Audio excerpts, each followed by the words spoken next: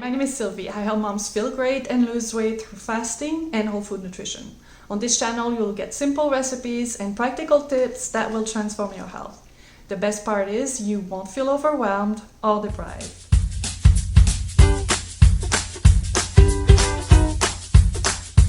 In today's video, I am going to explain how alternate day fasting works and talk about whether it is safe for women. Then I will give you an easy to follow alternate day fasting schedule.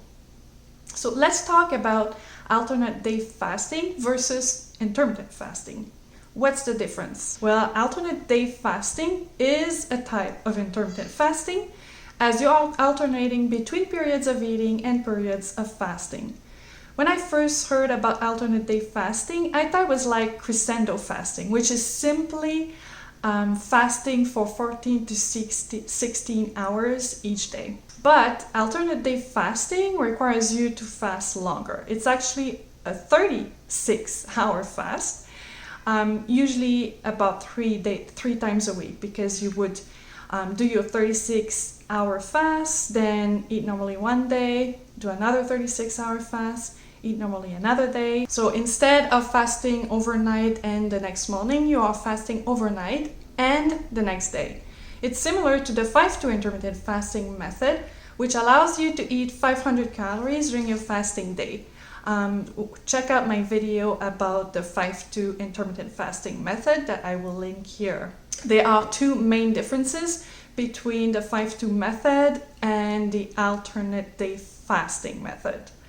Number one, you are not eating at all when you're practicing the alternate day fasting method. While when you are practicing the 5-2 method, you get to eat 500 calories or consume about 25% your normal calorie intake. Number two, the 5-2 method is only twice a week, while the alternate day fasting method is, as the name implies, every alternate day. If you look it up online, you will find many articles questioning the safety of alternate day fasting. I will address these concerns, but for now, I want to talk about its benefit. Number one, you have reduced fasting insulin levels. Your insulin levels impact your overall health in many ways. They even have an effect on your bone density and your risk of fracture. Number two, it's obvious, weight loss. So reducing your fasting insulin levels will help with weight loss, but fasting every second day will almost certainly reduce your overall calorie intake, which will in turn help you lose weight. Number three, increase ketone bodies. Fasting is beneficial to your health no matter what type of fasting you choose. And one reason for this is the fact that when you fast, your body starts using ketones for energy because glucose is not readily available. Lowered cholesterol levels. Lower cholesterol levels reduce your risk of heart disease. Autophagy. Autophagy is a process by which your body cleans out damaged cells. Long-term and short-term fasting increases autophagy, and this process helps keep you younger longer. No decrease in your metabolic rate. Calorie restriction will decrease your resting metabolic rate. However, it seems that alternate day fasting does not cause this reduction in metabolic rate, or rather, it causes a negligible reduction of 1% in your metabolic rate compared to around 6 to 10% when you use a reduced calorie diet. Intermittent fasting as a whole has been criticized because some people still think that skipping breakfast is linked with obesity, including the Mayo Clinic. Moreover, skipping meals may cause binge eating. Some say that time-restricting eating may be similar to disordered eating. If you have a history of eating disorders, it is recommended you do not practice intermittent fasting. Now, let's look at my alternate day fasting schedule. As you can see, you are fasting fully for 3 days during the week. You may or may not fast for longer than 12 hours the other days. Basically, your alternate day fasting schedule will require you to fast fully for 36 hours 3 times a week.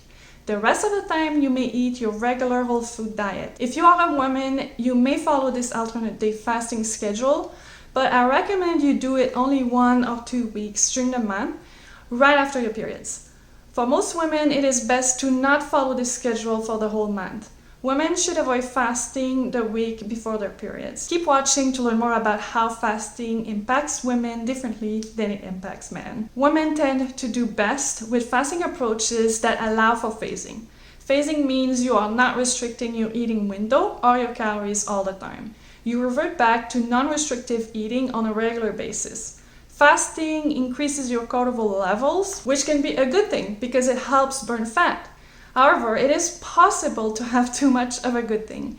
And for women, too much cortisol for too long can cause hormonal imbalances, adrenal fatigue, and thyroid dysfunction. While many women thrive on daily intermittent fasting, some do not. Fasting methods that include days of regular eating may be optimal for certain women. As for me, just knowing that I don't have to think about my eating window every single day makes me feel happier.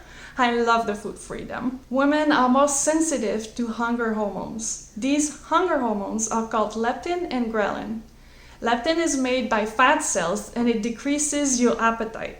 Ghrelin, on the other hand, increases your appetite. Estrogen may inhibit your appetite, while progesterone may increase it. It's one of the reasons why you may feel hungrier before menstruating and why it may be better to avoid fasting during the week leading up to your periods. Furthermore, you will crave more carbs during that time, and that's okay. Listen to your body and fill up on healthy carbs like potatoes, carrots, beets, and fruits. In one study on rats, which included male and female groups that practiced intermittent fasting or calorie restriction, found striking differences between male and females. They found that 40% of the females became emaciated, ceased cycling, and underwent endocrine masculinization. What does that mean? Fasting could have a negative impact on women's fertility and hormonal health. Be careful and fast safely. How can a woman fast safely? Well, alternate day fasting may work well for women. Just keep this in mind. If you feel too hungry to fast before and during your periods, eat. Listen to your body and don't fast when you require more food. Practice a fasting method that allows you to resume normal eating periodically. That's why I love the 5-2 method and the fasting mimicking diet. I will link some videos about that here as well. These two fasting methods are perfect for phasing and a non-restrictive whole food diet that still results in weight loss. Look for warning signs like hair loss, fatigue, low sex drive, and mood issues. If you notice any of these signs, it may be a good idea to pull back a little. Make sure you are getting 7-8 hours of sleep. Lack of sleep will increase your appetite and make it harder to fast. Eat slowly. You could set a timer for 20 minutes to make sure you take at least this much time to finish your meal. Or consciously chew each bite 30 times before swallowing. When it comes to weight loss, intermittent fasting has many benefits. It is at least as effective as calorie restriction, but it does not require calorie restriction and it doesn't slow down your metabolism, as I mentioned already. In one study that compared specifically alternate day fasting to calorie restriction, alternate day fasting produced a similar weight loss as calorie restriction, but it produced a greater reduction in fasting insulin levels. It's not just about diabetes. Your insulin levels impact everything in your overall health and well-being. In summary, alternate day fasting may be a good option for weight loss and overall health for women. However, I would recommend you implement my alternate day fasting schedule only 1 or 2 weeks out of the whole month. For women, it is usually safer to fast less and longer. The fasting mimicking diet is another excellent option to start. Alternate day fasting is one way to achieve your weight loss goals and regulate your insulin levels. I experienced similar benefits through the fasting mimicking diet. And I have been doing the fasting mimicking diet once a month for a few months now. But the first time I did it, I immediately saw a reduction in my belly fat, even though I did not sustain any weight loss. Learn more about my fasting mimicking experience by checking out the links in the description. Just be aware that whatever method you choose, it has to become a lifestyle if you want to sustain weight loss. You cannot expect to maintain your weight loss if you go back to your old ways. Moreover, you do not need to go completely without food on your fasting days to see weight loss. Any calorie deficit will help you achieve your weight loss goal. So if fasting for 36 hours sound overwhelming to you, start with the 5-2 intermittent fasting method. The 5-2 method is my personal favorite, and it is as effective as the alternate day fasting method. I hope you found this video useful. Let me know if you've tried alternate day fasting in the comments below, and don't forget to subscribe for more great videos about fasting and whole food nutrition.